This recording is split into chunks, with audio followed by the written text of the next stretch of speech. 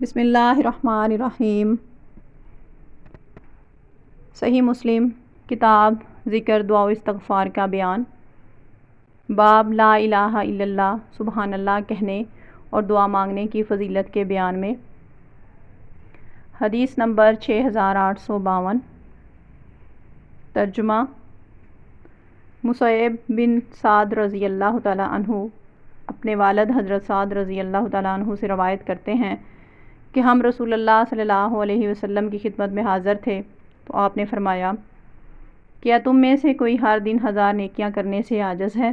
آپ صلی اللہ علیہ وسلم کی خدمت میں حاضر صحابہ کرام میں سے کسی پوچھنے والے نے پوچھا، ہم میں کوئی آدمی 1000 نیکیاں کیسے کر سکتا ہے؟